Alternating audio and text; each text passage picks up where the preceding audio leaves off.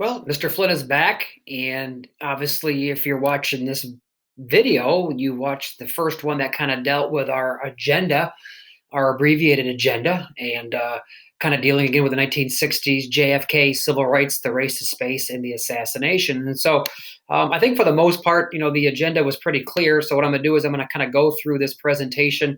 Um, and again, what I would like you to do is take notes, just kind of write down the notes as they kind of pop up, just like they would in class.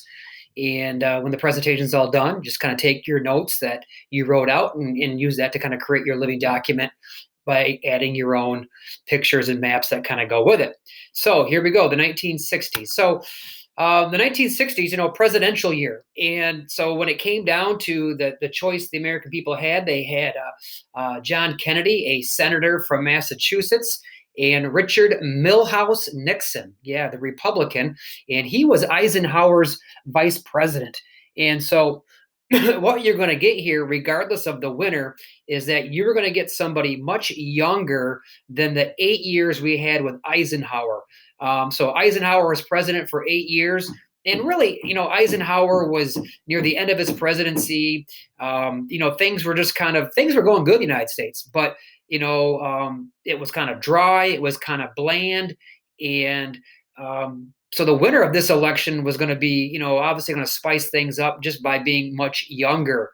And again, whenever you get new leadership, you're usually going to get some new ideas. So the 1960 presidential election, again, was between Richard Nixon, the Republican, and again, he was Eisenhower's vice president, taking on John F. Kennedy, the Democrat, a senator from the great state, the great state of Massachusetts. Okay, now this was an interesting election for many reasons, and this was the first time that a presidential race had presidential debates on TV. And so now we're going to start seeing here in the 60s the power of social media. Now, the social media today is, like Facebook and Twitter and Instagram and stuff like that and YouTube. But in the 1960s, the social media was really the beginning of like television becoming in everyone's home. When TV first came out, TV was for the rich people. Not everybody had it. It was kind of like a luxury. By the 60s, TV was common in just about every home. And so this marked the first time that the presidential race would have debates that would be on TV. Not just radio, not just in front of a studio audience, but on TV. And there were 3 televised debates. And we will learn here, and I think we already know, the power of TV and how television and what you see on the tube could really influence you in one direction. So this will be a unique, very close election, but the first one ever where the debates are kind of being fought out on TV. Yes, that right there is a TV. It's black and white, probably 3 channels, and you had to get up and turn the channel manually. That's right, no remote. Okay. Now, the first debate, now at the end of the day, you can have 3 debates, you can have 4 debates, but I think a lot of times people always remember the first one. Maybe, there might be some movies that come out, where you have the sequel, then you have like part 3, but everyone always kind of remembers the first one. So the first presidential debate, it's interesting. And again, but I think it tells you the power of TV. Most pundits would say in this first presidential debate on TV, President Kennedy came out victorious in how he looked, how he talked, how he answered. But if you ask the pundits who just listened to the debate on the radio, it was Nixon who won on the radio. Now, what happens is in this first presidential debate, Kennedy kind of knew the power of TV and how many homes that this debate was going to be in. So on the day of the debate, Kennedy kind of took the day off from campaigning. He kind of relaxed around the pool. He kind of tanned. He kind of freshened up. Nixon that day went out on the campaign trail and he was campaigning. He was working and he like tweaked his knee. He hurt his knee doing something, running, walking, whatnot. I don't know. And also by the time of the debate, Nixon had this thing, and Mr. Flynn kind of has it too. It's called the 5 o'clock shadow, where you shave first thing in the morning, and then by 5 o'clock at night, you got the stubble, kind of like coming through. And so on TV, Kennedy looked bright, he looked refreshed, he looked energized. Nixon was sweating. He had a hard time standing up straight. He was kind of leaning a little bit because he hurt his knee. He had the 5 o'clock shadow. He just looked a little rugged. He looked a little rough. So in this first presidential debate, again, the power of TV, most pundits would say Kennedy won the debate on TV. Nixon won on the radio. But again, the TV, a lot of times what we see, it kind of soaks in more sometimes than maybe what we hear, or maybe a little bit of a combination of both. Okay. The 1960 election, as you can see in the United States, it is dang close. It's not like all red. It's not like all blue. It's a smattering of states, So when you look at the electoral college map, you'll see that, man, it looks pretty divided. It looks pretty close. And to make a long story short, Kennedy wins the 1960 election. It's a very close election. And so one of the things that you'll have to actually research on your own, and I know you guys can get this done pretty quick, is put in your living document the electoral vote, the popular vote, and add that to your living document. Okay. And so so it kind of shows you how close this election was. Once you become president, obviously Kennedy now has to assemble his team. He probably already had an idea, what his team was going to look like, who he's going to have on his team, in his cabinet. And so the team that Kennedy kind of assembles, again, it's going to be a lot different than the Eisenhower years. Eisenhower, again, much older. His cabinet was much older. Nothing wrong with being old, but Kennedy was going to bring in a more a more vibrant team. And they kind of got nicknamed the best and the brightest, that Kennedy went out and he wanted the best people on his team, the best and the brightest. One of his controversies, when it came to the attorney general, if you're the attorney general, you are the top law enforcement individual. And so President Kennedy here had selected somebody who happened to be his younger brother, Robert Kennedy. And so that kind of raised a couple of eyebrows, that he picked his brother. A lot of times, I don't know if he would do that or not. I don't know if Trump could do that today by picking a family member to put him on his cabinet, even though his family is probably very influential in some decisions. But it kind of became known as the best and the brightest. And so Robert Kennedy was the top law enforcement individual on President Kennedy's cabinet. Okay. One of the things that Kennedy had to overcome with the Soviet Union is that he had to look tough. He's young, he's new. You're dealing with the Soviet Union, you're dealing with the old guard. And so a lot of times when you're new and you're young, some people might want to try to take advantage of you. It's kind of like when you guys walk into school next year and you walk into a classroom and there's a brand new teacher. The teacher's really young, maybe inexperienced. And some of you might be thinking, man, maybe we can take advantage of this new young teacher. And so that new young teacher early on has got to establish some credibility. They got to look tough. And so what Kennedy does is he wants to look tough to the Soviet Union. He doesn't want to appear young. He doesn't want to appear inexperienced. And so one of the things that he did was he kind of increased military spending on closing the missile gap. During this Cold War arms race, the Soviet Union was building more missiles than we were. So to try to maybe look tough, one of the things that Kennedy did was he was going to try to close that missile gap with the Soviet Union. Domestic policy. One of the things that Kennedy is going to do, and we'll look at this one more later, Kennedy had to deal with civil rights. We knew from the 50s that segregation is now illegal. That was Brown versus Board of Education. But just because Brown versus Board of Education ended segregation, it didn't stop racism. It didn't stop, discrimination going on. Now, what's interesting is if you look at the electoral map, and we all know that red is Republican. We know that blue is Democrat. And so when you look at the southern states,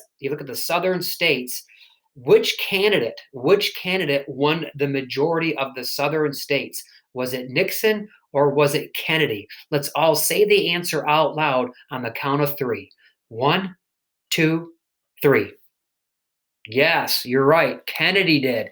And so Kennedy wins the South. I mean, other than Florida, I mean, he won Georgia, he won Alabama, he won Mississippi, Louisiana, South Carolina. And so what happens is when Kennedy becomes president, he has to deal with civil rights.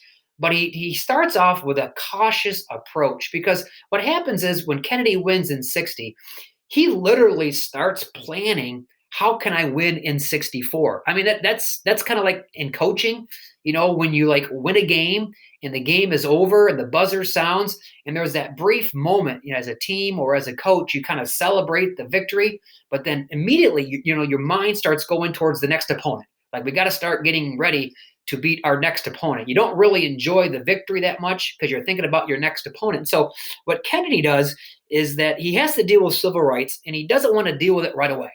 Because if he really goes after the civil rights, you're really going after what's happening in the southern states. And as you can see, the southern states voted Democrat, they voted blue. And so Kennedy starts off with a more cautious approach to civil rights.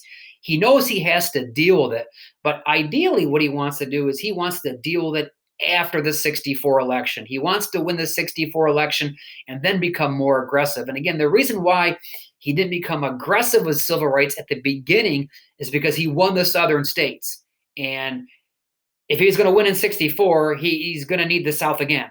And so he starts off with a cautious approach with civil rights. That will change in 1963. What happens in 1963, as I slide myself over a little bit, is that there was a protest in Birmingham, Alabama that went violent.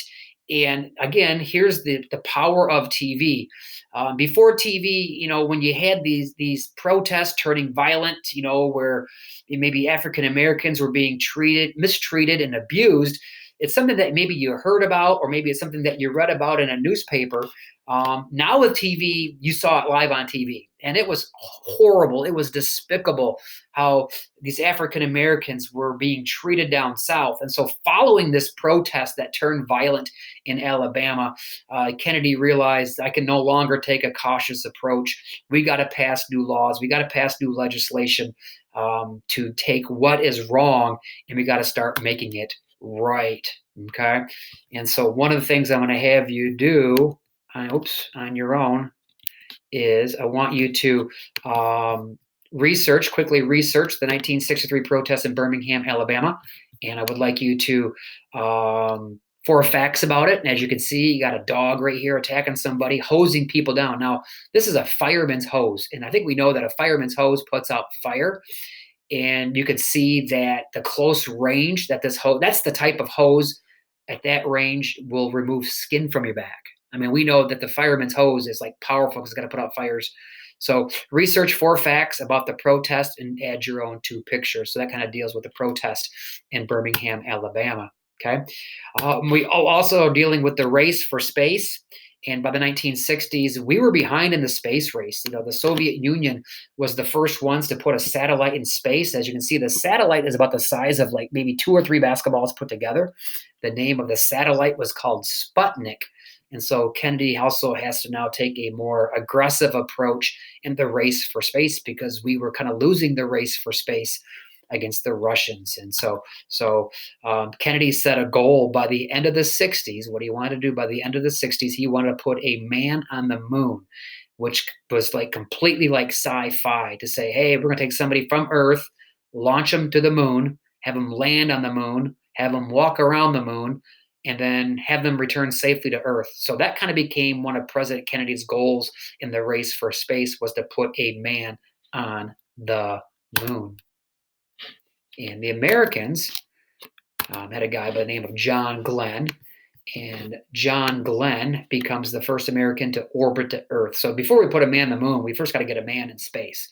And so in the 1960s, if you were like a little kid and one of your idols probably was John Glenn, because here's an American, first to orbit the Earth, returned to Earth safely. And so he kind of became a very popular figure of the 1960s. I think he later became a senator from the great state of Ohio. And I think when he was in the 70s, this might be another good on deck question. He ends up going back into space when he was much older, like in the 70s. He rides one of the space shuttles into space and was part of like an experiment to see what does space do to a human's body when it's old. Because most of the astronauts that go into space or did go into space, were young and they were in shape. And so it was kind of like a return to space for John Glenn. He died a few years back, but he might be a really good. In fact, I might write his name down right now so I don't forget. Because some mornings I get up and I say, "What would be a good on deck question?" And now I'm going to remember Johnny Glenn, baby, Johnny Glenn from the great state of Ohio.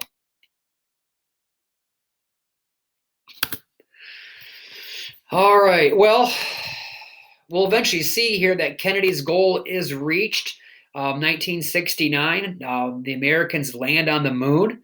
And so, that moon landing, that may be another good on deck question. And so, one of the things I want you to do is research real quick the three astronauts that landed on the moon and paste their pictures with their names. And so, planted the American flag on the moon. We brought back some moon rocks and some moon dust and some other stuff. And so, we were able to fulfill Kennedy's goal by the end of the decade of putting a man on the moon. On the moon. Okay. Well, if we were reading TCI, we'd be reading TCI 47.4, but we're not reading TCI 47.4. But 1963, again, kind of marked a turning point in American history, the assassination of President Kennedy. Again, I'm not a date guy, but if I had that list of dates, if Mr. Daly said, "Hey, kids, I got to know 10 dates, 15 dates," the assassination of President Kennedy might be one of those dates that I would probably put on your quiz of memorizing. It's also one of those dates that if you talk to your grandparents, if they're still alive, I hope they are. There's a good chance they could probably tell you exactly what they were doing, where they were when they heard the news of President Kennedy's assassination. It's one of those bookmark days in American history. Not every day is a bookmark day. I know at the beginning of each school year, I share with you my 9/11 story. I remember exactly where I was and what I was doing when the Twin Towers were hit. And just one of those days I'll always remember. So I think if you ask your grandparents, um,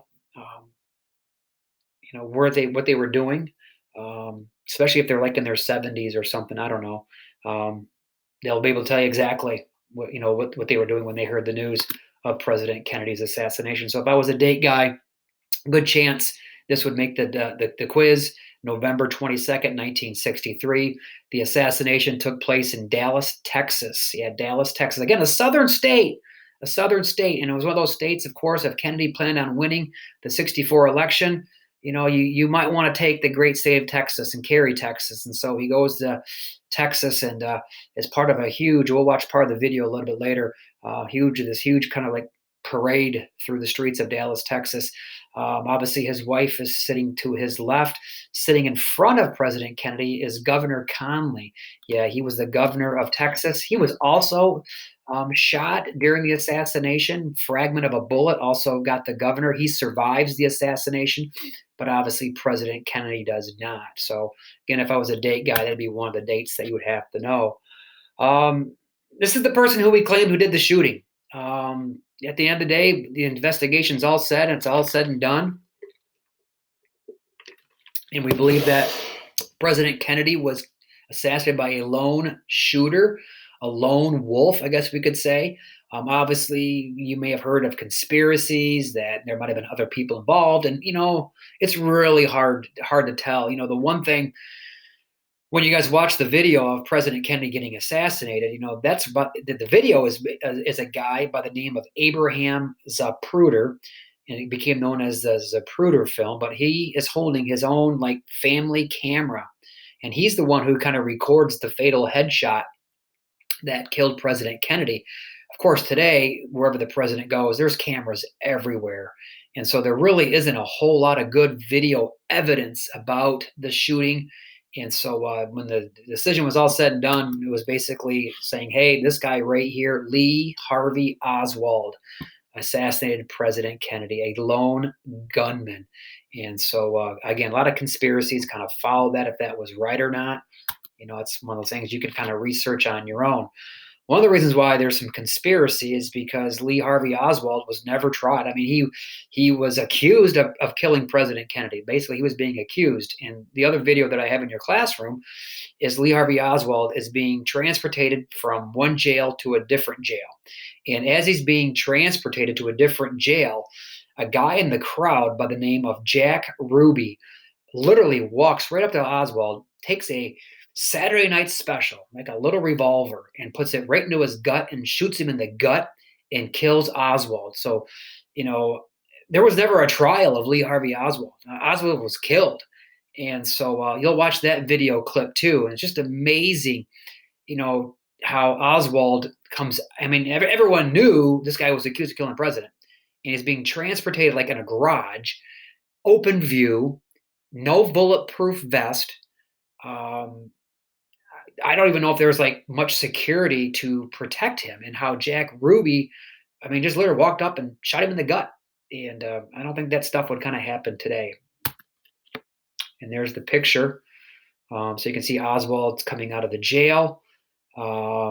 Jack Ruby right there, Saturday Night Special, right hand, and puts it right into his stomach and shoots him. You can also see the cops there just seem unprepared. The one cop is like, he's got the tan suit on. He's kind of like leaning away.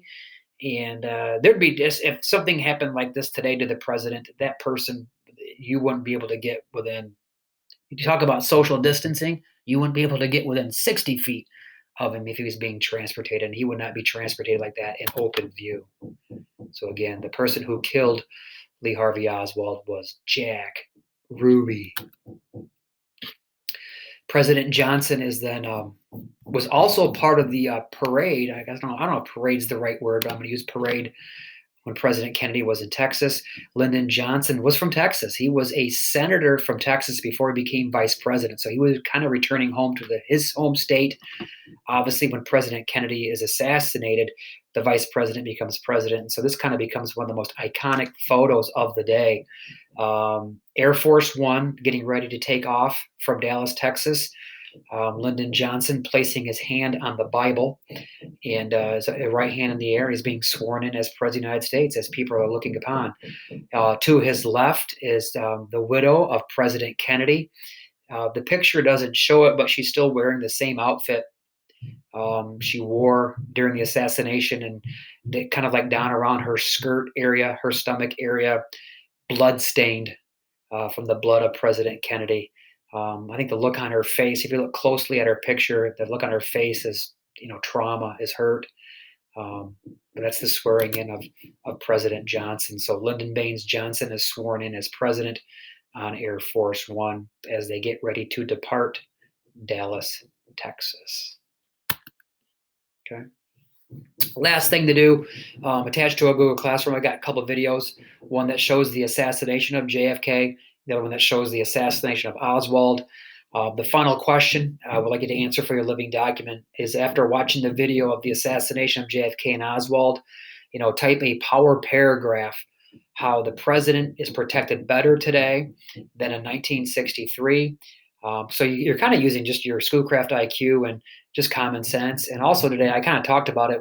I kind of gave some potential answers with Oswald as he was being transported from jail, how that probably wouldn't happen today, but how things would be a lot different presidential wise and Oswald wise and being protected. So